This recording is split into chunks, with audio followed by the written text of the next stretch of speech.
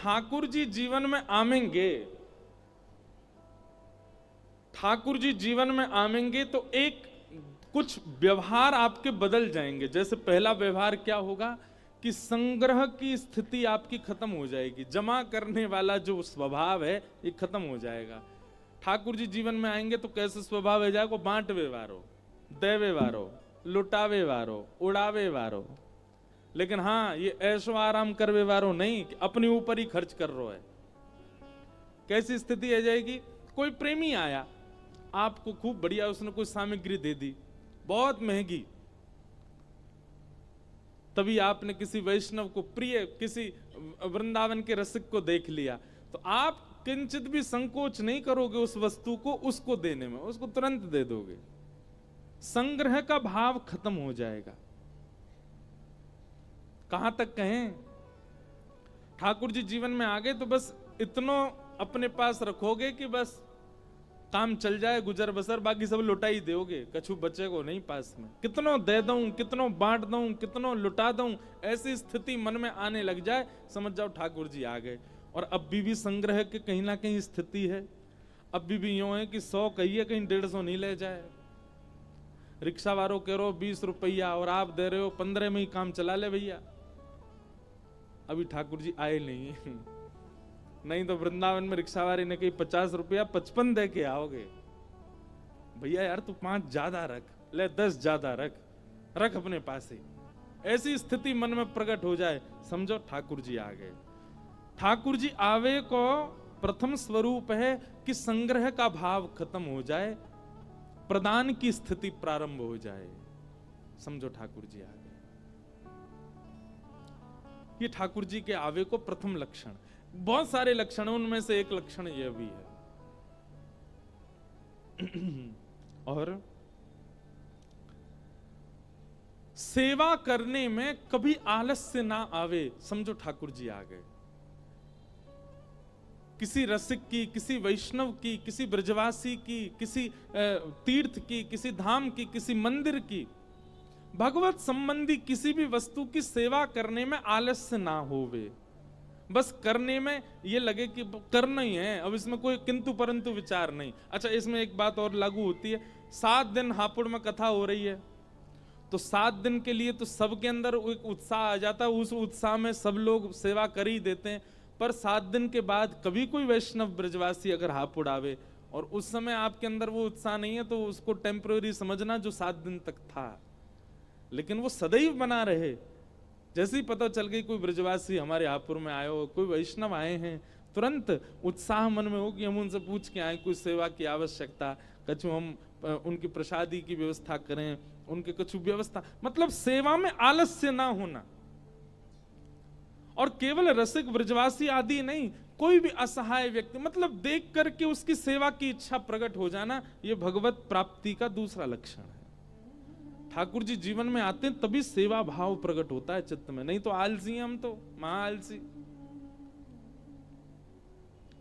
कहीं ना कहीं इन बातों से यह भी समझते रहिएगा कि संग्रह की, जैसे सेवा के स्वभाव है तो मतलब ठाकुर जी आ गए, बांटवे की स्थिति है तो समझो ठाकुर जी आ गए। पर कहीं ना कहीं यह भी विचार करना, इसके विपरीत जो है, अगर आलस्य बहुत ज्यादा है जीवन में और संग्रह की बहुत ज्यादा स्थिति है तो यह भी समझना है कि ठाकुर जी बहुत दूर हैं अभी हमसे। अपने स्वभाव को परखिए, हम कहां हैं। और तीसरी बात एक और बता दूं, जबरदस्ती मत कर देना। आज जा रहे हैं रास्ता में उड़ाते ही जा रहे हैं, पैसा ले भाई तू भी ले, महाराज जी कह रहे थे बांटवे से ठाकुर जी आ जाए। नहीं, सुनकर के नहीं करना, आपका स्वभाव ही बन जाए।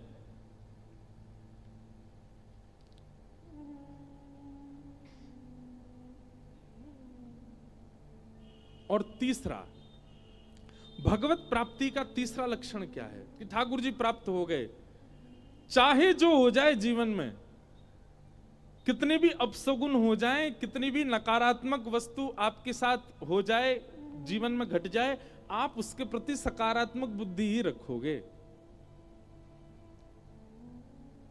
किसी काम के लिए दिल्ली गए और वो काम नहीं हुआ तो लोग बाकी आज पता नहीं सुबह किसका मुख देखा था मैंने, उसके प्रति नकारात्मक भाव रखते हैं।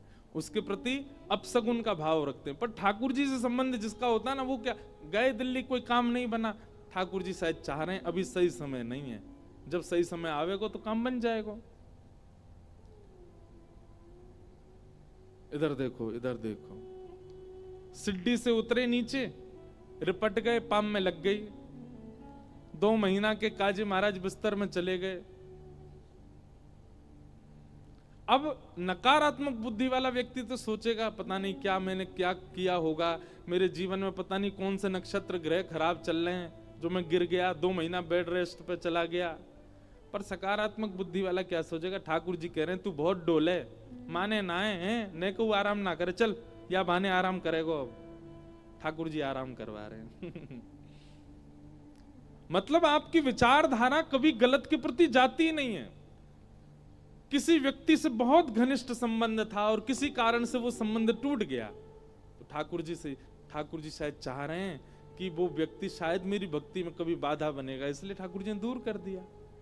हर स्थिति, हर स्वभाव, हर परिस्थिति को आप ठाकुर जी से जोड़ के और अपनी किसी अच्छाई के भाव में ही सोचने लग जाओ। ये तीसरा कारण है कि ठाकुर जी जीवन में आ गए।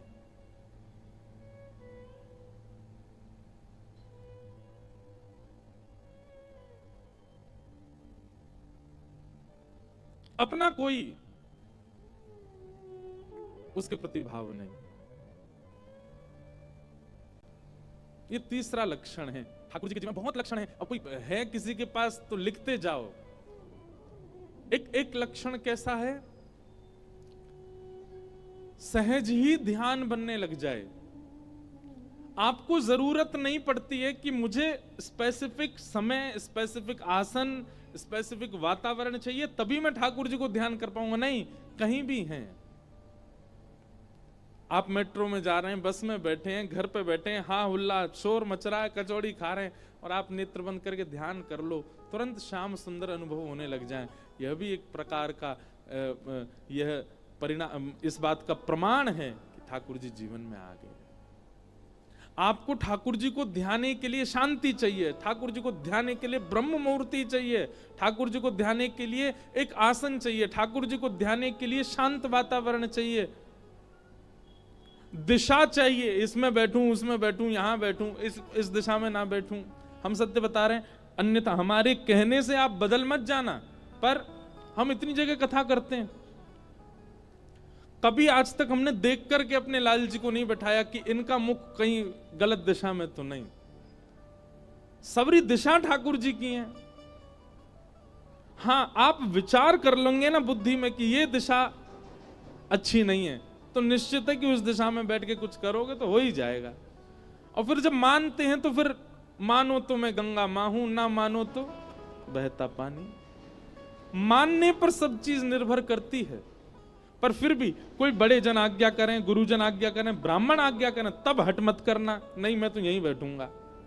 अगर कोई टोक दे नहीं भाई ये दिशा ठीक नहीं है, तो उनकी आज्ञा मान करके बदल जाओ। लेकिन सब दिशा ठाकुर जी की हैं, जहां बैठ जाओ वहीं से ठाकुर जी का स्मरण बन जाए। जिस आसन पर बैठ जाओ, जिस परिस्थिति, जिस देश में, जिस वेश में, परिवेश में रहो, राधा रमण राधा रमण राधा रमण कहो। जिस रंग में, जिस ढंग में, जिस संग में रहो, राधा रमण राधा रमण राधा रमण कहो। जिस नाम में, जिस काम में, जिस धाम में रहो, राधा रमण राधा रमण राधा रमण कहो। जिस योग में, जिस भोग में, जिस रोग में रहो, राधा रमण राधा रमण राधा रमण कहो। हर स्थिति में ठाकुर जी को ध्याने में आपको विचार नहीं करना पड़ता है। समझो, ठाकुर जी जीवन में आ गए। कितने हो गए? 4। एक स्वभाव है कि आपको आकृतियां अनुभव होने लग जाएं। कभी चलते हुए बादलों को देखें तो बादलों की आकृति में ऐसा अनुभव हो, श्याम सुंदर बंशी बजा रहे हैं, अरे देखो गैया है, गैया ठाकुर जी चला रहे हैं। इस प्रकार आकृति आकाश में दिखने लगे। कभी किसी पत्थर को देखें, उस पत्थर की आकृति में ठाकुर जी का अनुभव होने लग जाए। सामने दिखने वाले किसी भी मानव के स्वभाव गुण में ठाकुर जी का आभास होने लग जाए। कोई बहुत लोभी व्यक्ति दिखाई दे तो मन में विचार आवे, ओहो वामन भगवान आए हैं, इनके ऊपर वामन भगवान बड़ी कृपा है, 3 पग जमीन में तीनों लोक नाप लिए। कोई क्रोधी व्यक्ति आवे तो मन में विचार, ये तो परशुराम जी, ये परशुराम जी हैं, सबके अवगुण भी भगवत भाव से जुड़ जाएं। कोई विशाल विकराल स्वरूप वाला आवे तो समझ में आ जाए, ओहो इनमें नरसिंह भगवान कृपा है। कोई नटखट चंचल स्वभाव वाला दिख जाए तो ये तो श्याम सुंदर हैं। कोई शांत स्वरूप का दिखे तो राम जी हैं। इस प्रकार ये सब अगर जीवन में घट रहे हैं तो समझो ठाकुर जी जीवन में आ चुके हैं।